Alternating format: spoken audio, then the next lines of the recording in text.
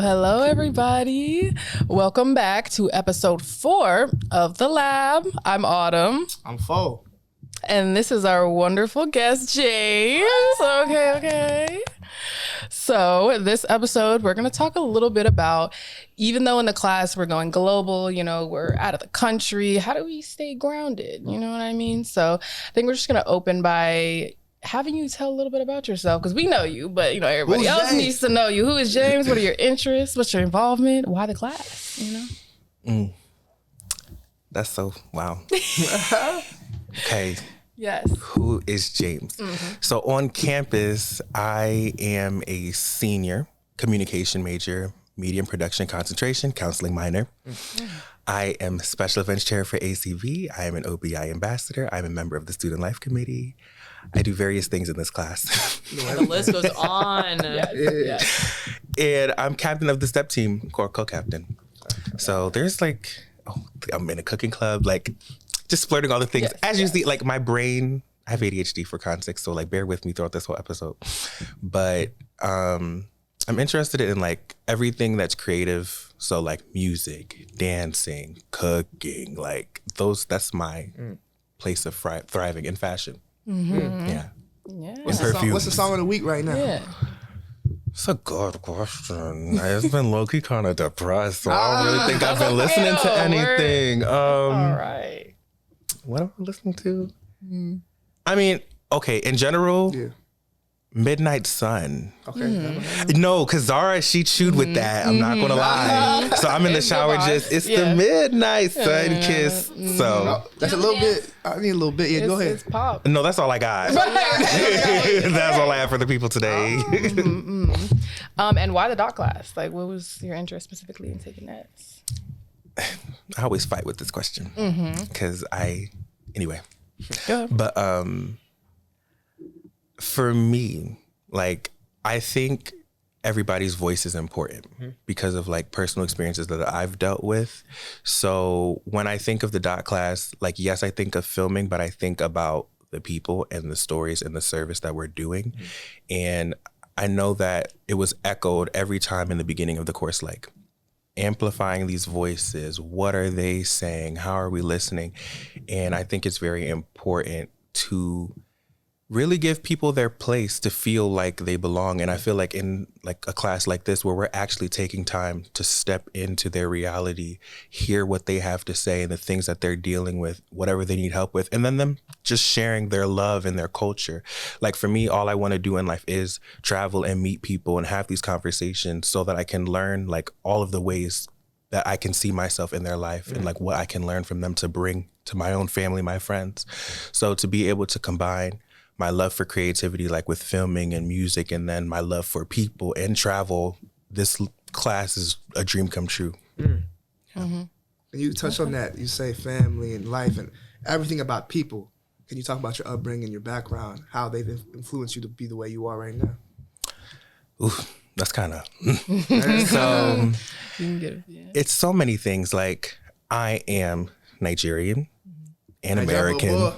Hey! I know, and it's just so ironic because it's Nigerian, hello, but Nigerian, Christian, American as well, because my mom is African American, and I'm gay. So having all of these different identities, oh my goodness, you definitely see the world from a different lens because obviously we know about racism and all those things, but then it's also because I talked about an African-American rhetoric with Autumn, but it's a class. Me being gay sometimes, obviously I've dealt with a lot surrounding that part of my identity, but it sometimes allows people to feel welcomed, by me. So it's always been very interesting navigating not being Black enough, but at the same time being super Black because, I'm African and I was the traditional bald cut. Yeah. And then there's I don't know, my don't get me wrong, I'm very proud of like where I come from, my culture, my food, my people, but it hasn't always been as accepting. Yeah. So it's like a majority of my life has been navigating what it means to actually see myself and give myself that room to grow.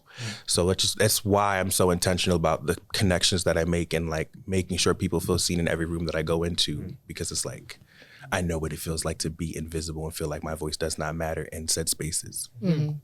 Yeah, I find it interesting that you said you have a counseling minor, I believe, because I didn't know that about you, but I'm not shocked in the least bit. Because when I tell you, like in our last episode, I think you followed up with a question for me, and I'm like, that was very like, so why? So like, let's unpack that. And I was like, ooh, okay, very much counseling, very much reflective, all of the above. So why that like counseling minor? Maybe it ties into kind of what you just said, but like, what's your interest in that field?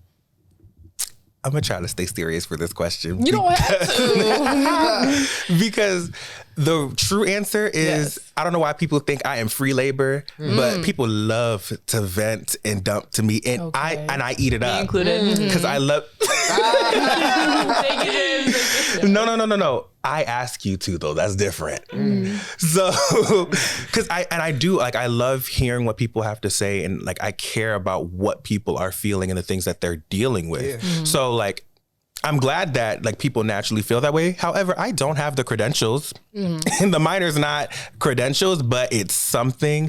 So I can like, okay, now I have better skills with how I can communicate and like better feedback with like the people that I'm talking to. Because I'm like, as much as I can help, I would rather help you with professional tools than just free ball, you know?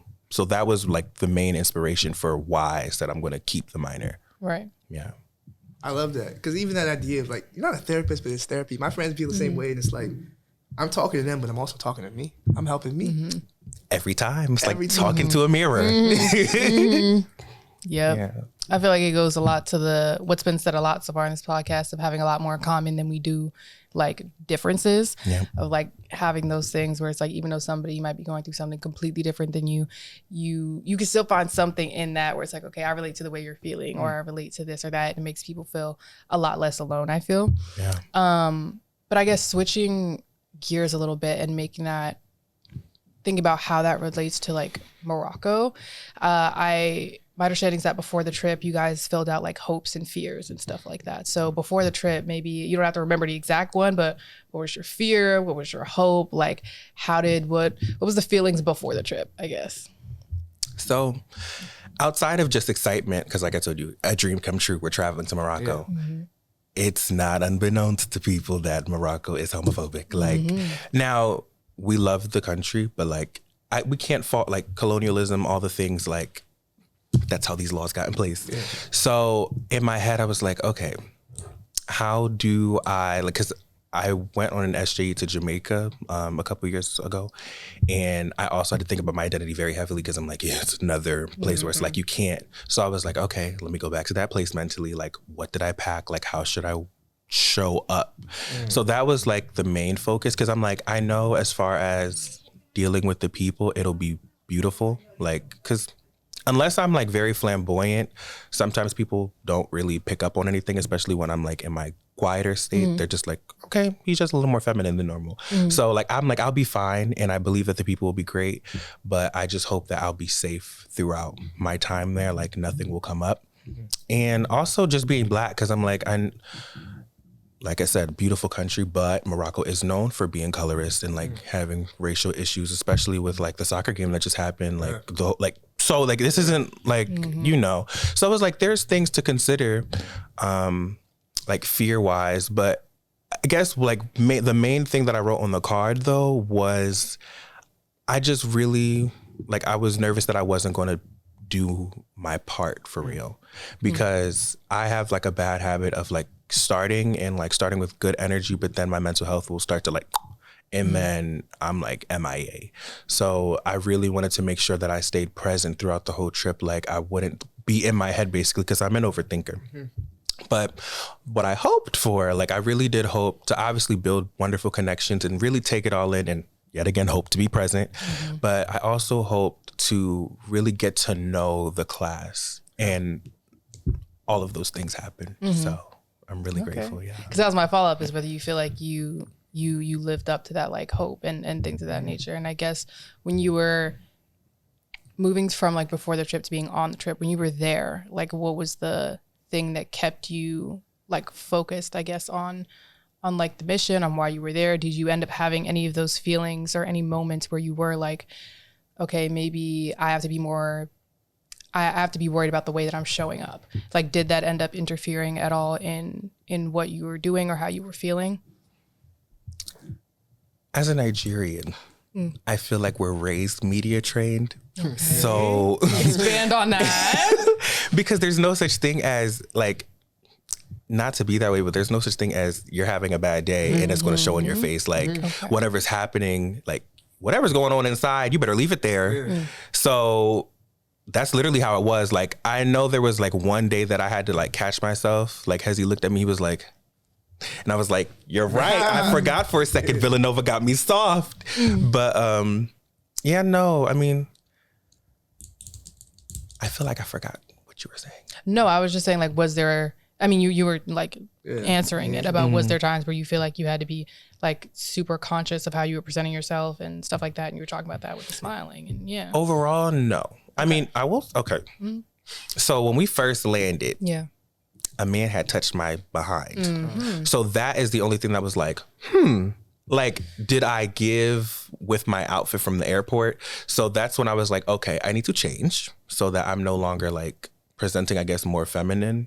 Cause I shaved and everything. I don't know. Cause I just, it's this weird thing like with me because of how I'm shaped.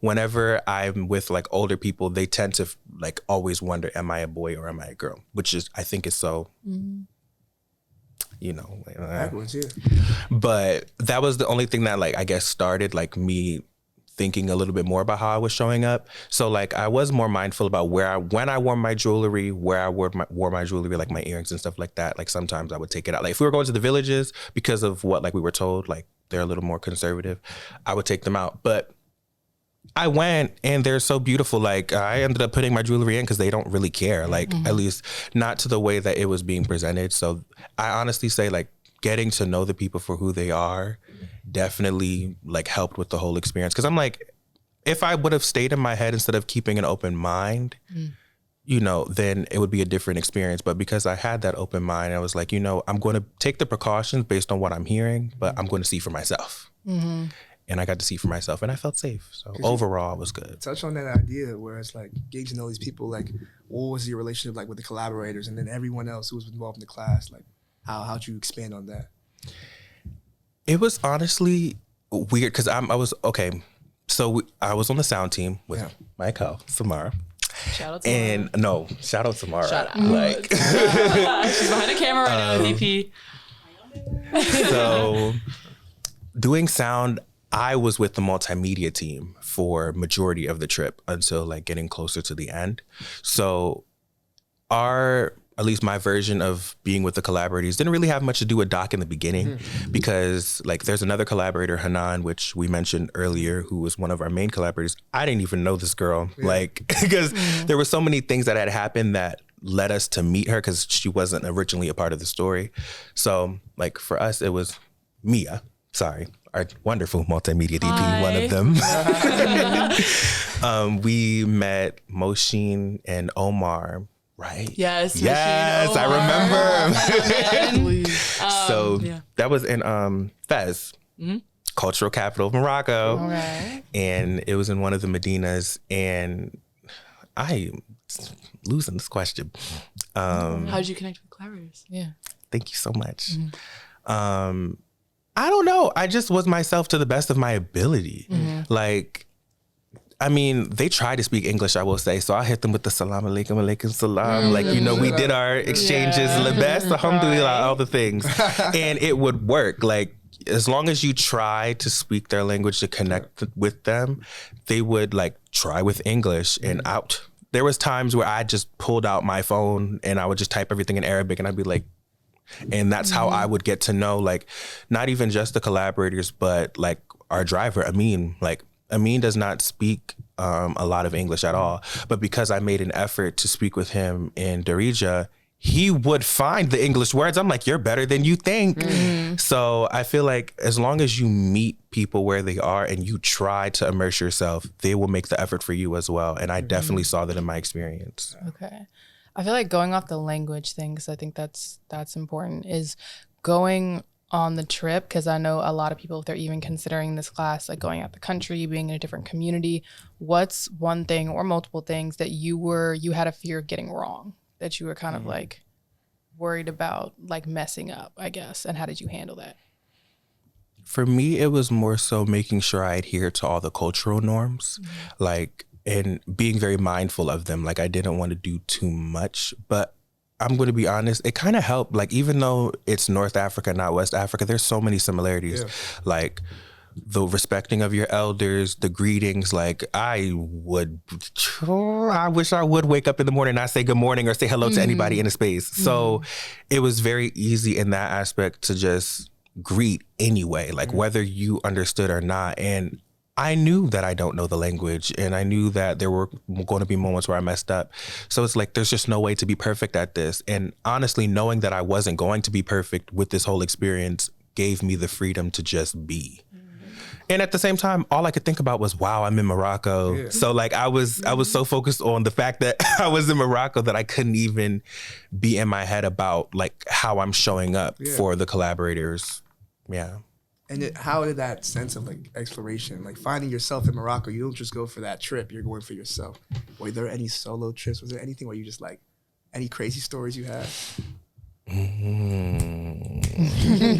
You're finding it. I am finding it. Okay, because I went twice. Okay. Right. So for context, you went on the original trip over fall break, and then you went back in January. Yes. So I want to say, for the first trip, it wasn't necessarily like solo excursions because like there was so much going on that we kind of had to stay together. But I will tell you, every time we got on that bus, it was me and Anaí in the back in our own little world. Like, and everybody was just kind of living in it. So in those moments on the first trip, that's when it would be like you could even see it on the dock, behind the dock, like the what is the it? camcorder. The camcorder. Yeah. And then it was like the best vibes. For sure. Hands down. That's why I sat in the row in front of you. I said I need to be where the party's at. And I was just about to get to that. I'm like, Anaí and I were like, wait, we have to make sure that we're talking to everybody. And then we were like, no, we have to make sure everybody on this bus is incorporated. So Joe would be listening. Samar, not even on our bus, would sometimes come over. Mia would join in on our conversations, and we would just yap. That's why I love Mia down till this day. Like, so, but the second trip, I literally went on a walk with Luden. Luden is one of the, she's in Peace Corps. She found me when I was just I was just moody that day. I don't know what was going on. And I went on this wonderful, well-needed walk. We were gone for like, I want to say damn near 3 hours. Wow. We just walked around the Medina in Taradan, which is the south part of Morocco. And she was just showing me some things in her normal. We got lost together. We went to a little store, got water. Like, we just had a time yapping, catching up, venting, taking in the scenery. And honestly, I needed that. Like, I felt like I lived there. Like, it's not Philly because I'm from Philly, but it definitely, okay, Belle's also from Philly. Like, yeah. But it definitely felt like home. Like, I for sure can see myself living there at some point, temporarily, not permanently. But I could, like the culture, the people, and like seeing like the neighborhood from that perspective of like, she was literally like, James, you wanna come to my house? And I'm like, we gotta film later, so I don't know if I can. But I was like this close to actually saying yes, not gonna lie. 20 minutes left. Can you walk us through like what you were seeing? You said it was that 3-hour walk. Walk the viewers through what you were seeing. So it's, I don't know how to explain. You said like Philly. I'm like, huh? I'm trying to visualize. Like, think about, because it's like a completely different environment. So like you're looking at these stone like structures, like everything is very like the type of material that they use. So like seeing all of the different structures, but I guess having people like talk, like, you know how you go to a corner store, you're like, hola papi, like that type of vibe, or you're walking the street like, yo. So that's what was happening. I'm like, people are walking, greeting, because they know each other, they live with each other. I don't even know how to describe the smell. I wish I could, but it's like the air is so fresh but heavy at the same time because we're going through all of the back ways. Yeah. And then like there's like bikes going by. And then when you do pop out to Main Road, you see a bunch of cars. And then just like you're in your like North Philly or West Philly, you go, there's a park and there's like beautiful murals all along the side of the park and fields where you could see kids playing soccer, kids playing basketball type of vibe. Like it was literally like being in Philly in that aspect, just in a different continent. Perhaps. Yeah, like yes, the community. Yes. Like kind of like the people making the place and like that kind of hustle and bustle. I can definitely see that. And so I guess transitioning a little bit, in class, we have a lot of discussions like reflecting on not only what we need to do as far as like doc and filming, but we don't ignore maybe if there's an elephant in the room, like if there's something going on in the world, we as a group are going to like talk about it. We're going to discuss it. So being in Morocco, it's not like you were closed off from any and all context about what else was going on in the world, what was going on in our country. So I guess when it comes to being out the country and also staying grounded or considering all the other current events that are going on, how was that? Was it almost like a bubble where you weren't thinking about it? Were you still thinking about it? And like, what's your, I guess, overall reflection on like current events as it relates to being also in our world of like doc? You ate with that. For the first part of your question, first semester, taking African American rhetoric with you and doing everything for doc was a lot, I will say mentally. So when I did travel for that first trip, it was a bubble. Like I kind of just blocked out America because I didn't want to think about everything that was going on. And it helped because there was honestly so much going on within like our team and like because there's so much work to get done, you know, there wasn't really much time to process. And you're also very disconnected. Like even though I had Signal and stuff like that, like I didn't have a portable charger for this first trip, so my phone would just die. So I was like locked in with my people. Like we were having full real conversations type of vibe, you know? So it was very easy not to pay attention to what was going on. Now the second trip, it was a lot harder because of like everything that's been happening with like ICE and immigration and, you know, like thinking about like how people who are even like their citizens are being taken as like, like my family, like everybody that's in my house, at least, nobody was born here. So even though like there's, except for my grandmom, everybody else is a citizen. So my grandmom is here visiting right now. So I'm like, thank God that she doesn't really leave the house or anything. But I'm like, I don't know, like, you know, just thinking about that in the back of my head, like, wow, this is really happening to other people.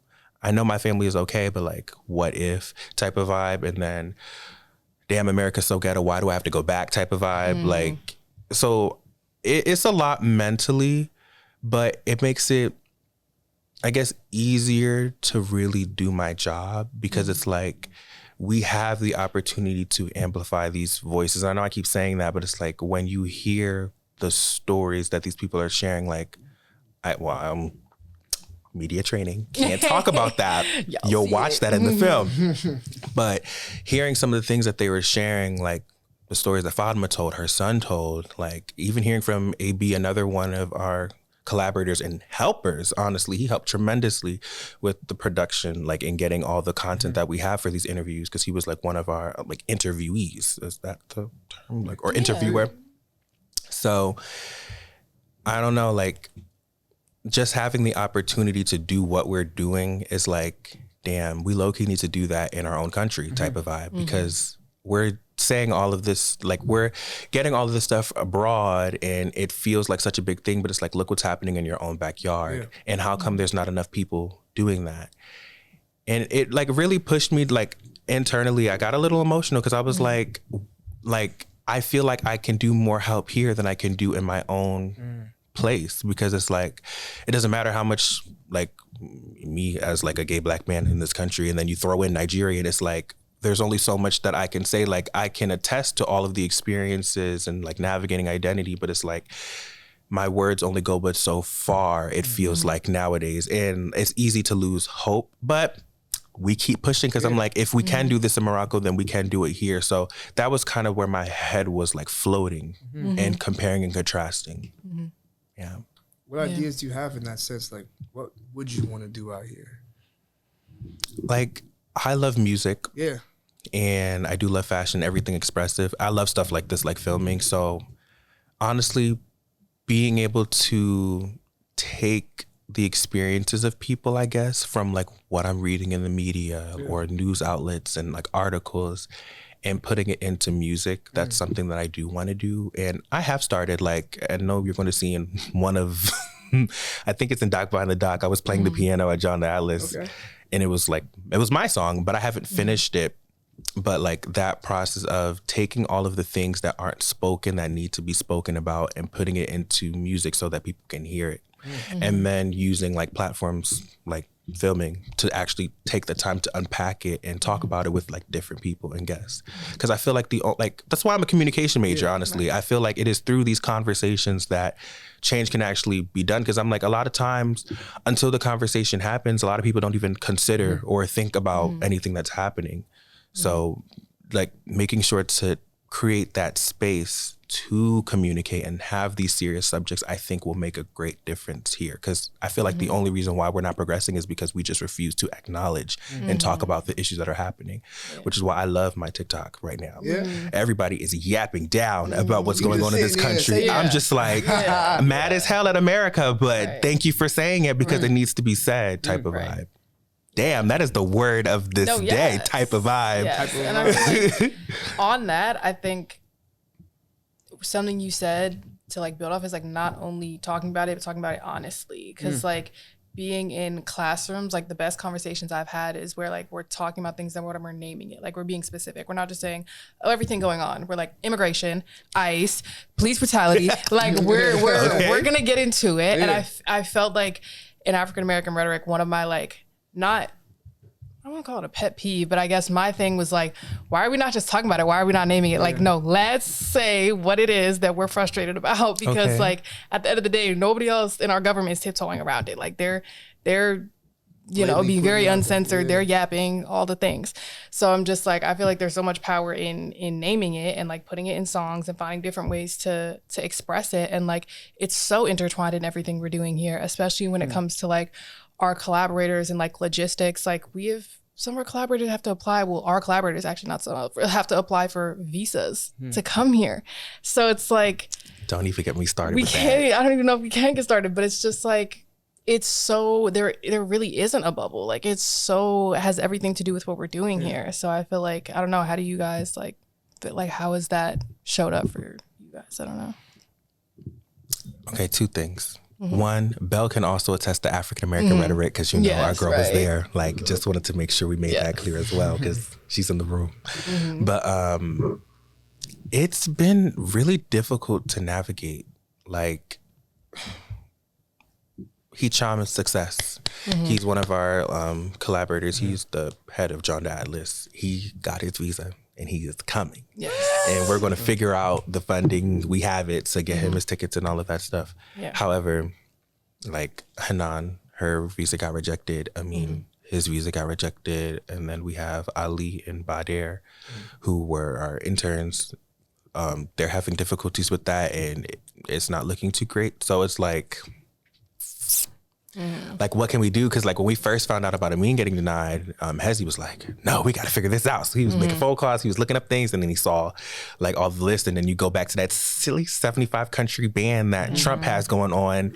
Morocco's on that list, Nigeria's on that list, Haiti, all these places. And it's just like, our silly government, like not to be that way, but that's why we're dealing with what we're dealing with. And then there's also like, much love to Morocco and everything that they stand for. But we also have to figure out like their process. Their process is completely different. Like already to get authorization to film there was a journey and a half. So this visa process, we knew it wasn't going to be a cakewalk, but we didn't think it was going to be this difficult.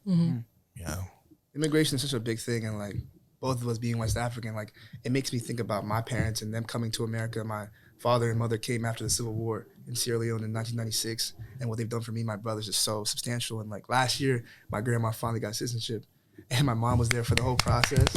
It was such a beautiful thing, and we went, and wow, like seeing her smile and walk down, and my dad and my mom holding her, yo, American, and she's there. She got her flag, America. Like, I love that, and it's like, with what's going on now, it's like, would that have been a thing a year ago? You know, like administration can do such a big thing and everything, and it's like you're taking so much joy from people. And that's what's so frustrating Yeah. because we are the people. Like this is supposed to be a melting pot, yet it's not. Like I saw a TikTok about that this morning. It's like this is supposed to be a melting pot, but it's more like a charcuterie board. Like we have all of these different flavors. We just keep adding too many damn crackers. Like not to be that way. Wow. Like, and I know that's so. But you know, like, because I'm not for insults and stuff going like in. that. No, yes, but we it's know what like you're saying. We know what you're saying. it's just we have all of these beautiful flavors, yet we're taking out the cheese and the meats and all of the things, trying to dilute everything that makes the charcuterie board. And it's like, what the like? Yeah. What we doing? How are we a melting pot of the world? Like people want to come here because of how they feel seen and they like the opportunity and all of that inclusiveness. Now we're being viewed as a third world country. Yeah, because we're acting like one. So Yeah. I think like even about like access and our collaborators even being able to like come to this country, I feel like a lot of it, I feel like it says a lot about the power of the stories that we are telling because there are so many forces against us being able to tell this story and being able to be honest about things that are going on in other countries and other communities and sharing a story that can bring people together. Even that is something that's being like kind of attacked or opposed in a way. And I feel like when we're talking about like, you know, government, it's like, it's all about like leadership and what the people in leadership, what they're prioritizing, what they're doing. So I guess being someone who has a lot of leadership positions on campus, who takes leadership positions in this class, what are you intentional about doing when it comes to like leading or setting the tone for other people to kind of like, to ensure a space or ensure success or create a place where people feel like they can be themselves and talk about things like this? Like, how is your like leadership style? like I'm so big on making sure I meet people where they are. Because I mean, right now my mental health is like, so I've been taking a step back, and I think that's also a very good leadership skill. Knowing when you're not in the right place to do so. But I feel like when I am in my peak, I try to make sure that I'm leading by example. Like I cannot expect you to do A, B, and C, and I'm not doing A, B, and C. And then I try to make sure that you also feel like you have a say in whatever we're doing. Because yes, I am said leader, but I wouldn't exist if there weren't people that were looking up to me. So making sure that they feel heard and their needs are met and that I can help them, like my team, to me, I feel like that makes a good leader because I'm like, I feel like in leadership positions, you do more learning than you do leading because it is your team as a collective that really makes the product succeed. Yeah. That's a bar. Okay. To lighten the mood up. Yeah. You like fashion. I do. I got a A very fashionable Here you item. go. Show it to That the he's camera. gonna show everybody. Yes. cheese crunch. Wow. Yeah, I like this. Show it to the. Like that. Very edgy, Like, very stylish. is it Louis Vuitton? Like, is Oh, it like good? this. Like, Oh, like, Balenciaga you wanna put- cheese. See, like this. Feel Like- it? Does it fit over the headset? No, It looks great. Mi And where did cabeza you es get the sheet grande. Tell the Okay, people. Story so I thought this related because I got this in Wisconsin from my last match as a senior at Nova, and for me, it's such a small item, but it was like this is such a memorable thing. Like, Keep it on the table. Put it my back. fault, yeah, my fault, my fault. Right, let the people But yeah, like it's like the idea of it being like a piece of my like last game here. And so like for you, I had that question like in Morocco, what items did you bring back or what piece did you bring back that was like, wow, this is such a small thing, but it means so much to me now and it'll have forever. Okay. Because there's two ways I can go about It could be physical Go or even both just ways. So starting physical, I got a ring. So the people that we're focusing on are I don't have it with me today. I wore it like a different episode. I know. Huh? The flag is in the back. That's what I'm saying. So you can see the Yeah, we can see flag. the flag. This is All the the Amazigh colors. flag, which we did talk about like briefly, but that's the indigenous people of Morocco. I got a ring at the shop where Moshin and Omar work, and it has the flag in the middle. And honestly, that is the most important one to me. The only reason why I took it off is because my eczema is flaring right now, so I need my skin to breathe. But because the flag means free people, and I've struggled with feeling free, it just meant so much to me, like to have it as like a reminder, like, no, you are free, you know, and these people, if they can own it in a flag and with their symbols and in their culture, you can also be proud of like who you are, where you come from, that type of vibe. But I also got shoes and I got a lamp. It's beautiful. They didn't give me a light bulb, but it's beautiful nonetheless. And I got perfume, and I'm so sad. I just finished it like recently. So I should have got another bottle when I was over there, but I forgot. Yeah. It's okay. We love it. And I guess like after saying things that you were able to like bring from Morocco or take with you, whether it be like physical or any lessons or anything like that, what is anything that you want to either share with the audience or talk about or kind of expand on that you feel like maybe you haven't got a chance to talk about, or something that kind of just like a connection that you made throughout this whole process? It could be like whether it's after you came back, before, or when you were there, anything in that realm. It would definitely be like I said, that ring, that free people concept. Because like I said, I've struggled with freedom. So going and meeting these people and seeing how they're preserving their culture through storytelling, through the food and their traditions, I want people to know that everything that makes you, from your family to your traditions, whether or not you know your, like, what is it called? Like your tree, whatever. Family tree, like ancestry, DNA, like all of those things. Like you don't need to know all of those things. It's just those experiences that you've had, like those things that are normal to you that have made you who you are. Those things are important, and those things they need to be appreciated. Like seeing Fadma and Hanan, like even though Hanan is not living where Fadma is, she still has her culture with her every day because Fadma like lives in the mountains. So like seeing that pride and that sense of self, and like willing to fight for everything culturally, like everything that is tied to their identity, it just makes me want to, like, I don't know. It had me really emotional because I'm like, damn, like I don't even think I fought for myself as much as I've seen you guys do that. And I just want people to know that you should fight for yourself, your identity, and like really embrace every aspect of yourself, even those things that may seem like weird to other people. Like own it, because you don't know, like you owning everything about yourself, you're going to draw people who are just like that to you. Like we are literally all one in the same. So definitely take pride in everything that makes you. Like don't feel shame surrounding identity, because like every voice matters, including yours. James, Yeah. you bring such a light to the room. Yeah. And guys, like with that being said, I want us to have that question. What is freeing to you? What brings you joy? And how can you bring that into the rooms that you are confined in? And how can you meet people where they are, as James has done multiple times? And for that to be said, I think that's us from the lab. Thank you for joining us. We'll see you in the next episode. Thank you, James. Appreciate you. Peace.